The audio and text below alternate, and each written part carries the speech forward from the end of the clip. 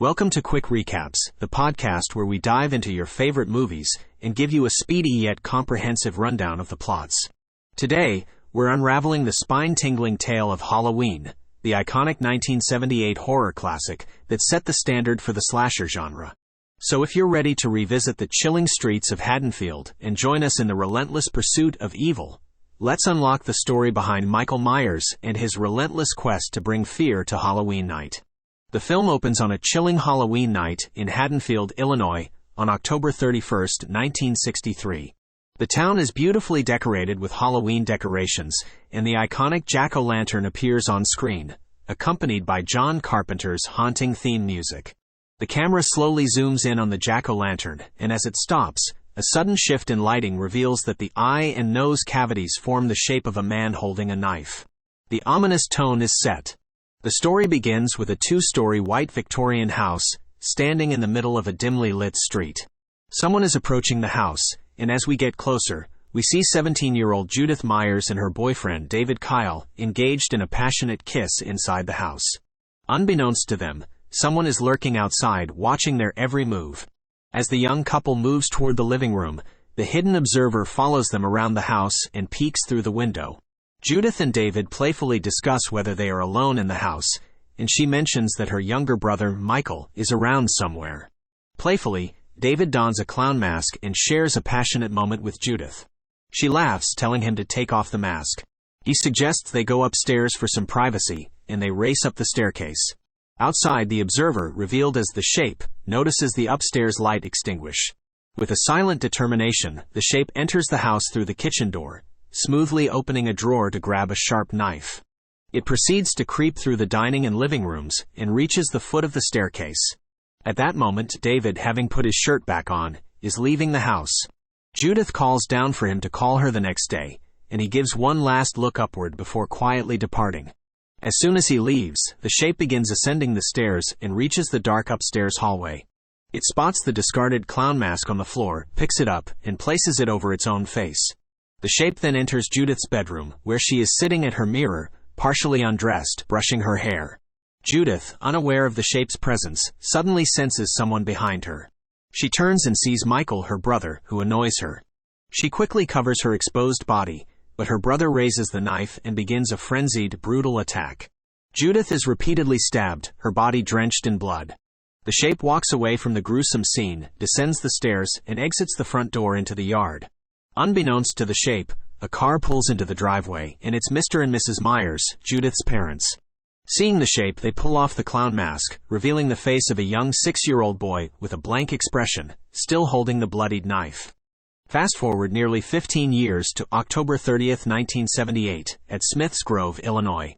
Dr. Sam Loomis and his nurse, Marion Chambers, are on their way to the local sanitarium to transport Michael Myers, now 21 years old, to a hearing where his future incarceration will be determined. As they drive, Marion discovers a matchbook with an ad for the Rabbit in Red Lounge. They come across a group of mental patients outside the sanitarium, which raises concerns. One patient leaps onto the car, causing Marion to swerve off the road. Another mental patient grabs her hair through the open window, and in the ensuing struggle, Marion escapes but leaves her car behind. Michael takes control of the car and drives away. Dr. Loomis rushes to Marion's side, offering her comfort and emphasizing that the evil is on the loose. The following day on Halloween in Haddonfield, we meet Laurie Strode, a quiet high school student.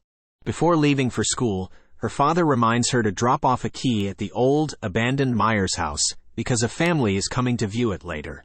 Along the way, Laurie encounters a young boy named Tommy Doyle, whom she'll be babysitting later that night. As they walk, they pass by the Myers house, and Tommy mentions that something terrible happened there once. Laurie, thinking it's just an old urban legend, dismisses his fears. After dropping off the key, Laurie continues on her way, singing to herself. Unbeknownst to her, the Shape lurks nearby, ominously observing her every move. Meanwhile, back at Smiths Grove, Dr. Loomis confronts another doctor, Terrence Wynn, about his belief that Michael has returned to Haddonfield. Dr. Wynn is skeptical, doubting that Michael could drive there, and he partly blames Dr. Loomis for not warning the staff about Michael's potential for violence. In frustration, Dr. Loomis drives off to find Michael. Later that day, Laurie attends school and notices the Smiths Grove sanitarium car parked outside the window. Michael, standing beside the car, watches her. Laurie is unnerved and keeps glancing back at him. When the teacher calls on her, Laurie is startled but manages to answer the question. When she looks back out the window, Michael and the car have disappeared. At Haddonfield Elementary School, children pour out as the bell rings. Tommy, carrying a large pumpkin, is taunted by bullies who tell him about the boogeyman who's coming for him. They frighten Tommy, who doesn't understand what the boogeyman is. He tries to escape but trips and squashes his pumpkin. The bullies laugh and run away, leaving Tommy alone. As Tommy walks home, he feels a menacing presence and sees the shape driving the Smiths Grove sanitarium car alongside him before driving away. On the highway between Smiths Grove and Haddonfield, Dr. Loomis tries to contact the Haddonfield Police Department but faces resistance in convincing them that Michael is a threat to the town. Frustrated, he hangs up and notices a tow truck parked nearby. Inside, he discovers Michael's hospital gown and a matchbook from the Rabbit in Red lounge, confirming his belief that Michael is heading to Haddonfield. Dr. Loomis rushes back to his car, unaware of the lifeless tow truck driver nearby. As Laurie walks home from school with Annie Brackett, they discuss their babysitting duties for the night. Laurie is babysitting Tommy, and Annie is looking after Lindsay Wallace, who lives across the street from Laurie. As they chat, the Smiths Grove sanitarium car speeds by. Annie chides the driver for speeding, but the car keeps going. They soon forget the incident, unaware of the close encounter with Michael. Later on that night, Laurie and Annie drive to their babysitting destinations, sharing a marijuana cigarette on the way. Meanwhile, Dr. Loomis arrives in Haddonfield and heads to the local cemetery. He discovers that Judith Meyer's gravestone has been stolen, confirming that Michael has returned to town. He informs the town's sheriff, Lee Brackett, about Michael's presence. As night falls, Annie and Lindsay play a game of Monopoly at the Wallace house. Annie receives a phone call from her boyfriend Paul, who arranges to meet her later that evening. She leaves Lindsay to play and rushes upstairs to get dressed. Outside, the shape observes the house and its occupants from the bushes. The camera moves upstairs to Annie's room, where she gets undressed. As she looks out her window, she hears a strange noise. The shape has entered the house and sneaks up behind her. He suddenly grabs her, lifting her off her feet, and strangles her to death. The shape leaves her lifeless body in the upstairs laundry room. Back at the Doyle house, Tommy, under Laurie's care, sees the shape standing by the Wallace house across the street. Laurie, who is at the window, sees the shape as well. Laurie becomes increasingly concerned about the strange man and calls the police, but her fear is dismissed as a prank. Laurie then goes to the Wallace house to check on Annie, leaving Tommy with a neighbor. The children hear her scream as they watch from the window. Laurie discovers the gruesome scene in the Wallace house. She finds Annie's body on the bed, and Judith's gravestone placed beside it. The walls of the bedroom are splattered with blood. Panicking, Laurie rushes out of the house, only to be chased by the shape. She falls down the staircase, struggles to get up, and manages to escape just in time. The shape stands at the front door, frustrated, before disappearing. Laurie races back to her house, where she attempts to call the police, but the line is busy. She rushes to her room, locks the door, and grabs a knitting needle, ready to defend herself. The shape's dark figure suddenly appears behind her. The two engage in a tense confrontation. Laurie manages to stab the shape in the neck with the knitting needle, but he quickly recovers, forcing her to flee.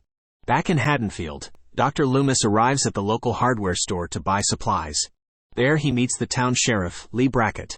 Sheriff Brackett informs him about Laurie's emergency call from the Wallace house and the discovery of Annie's body.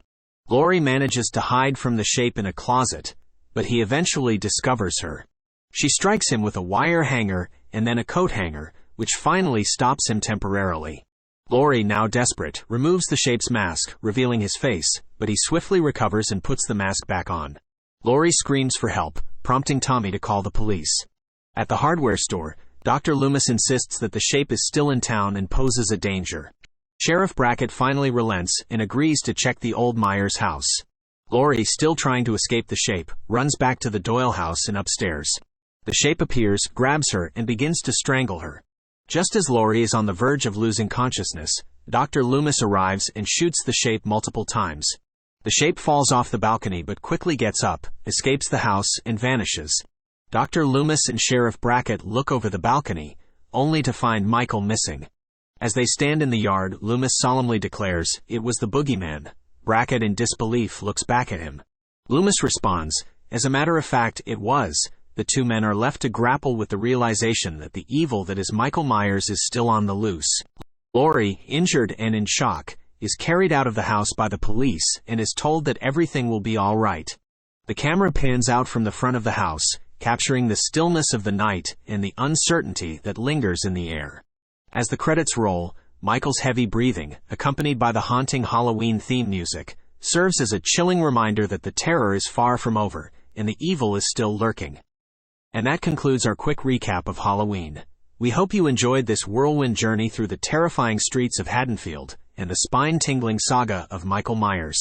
Don't forget to subscribe for more speedy recaps of your favorite films, and if you'd like us to tackle another classic, drop us a comment with your suggestions. Until next time, stay safe and keep the lights on. Happy Halloween!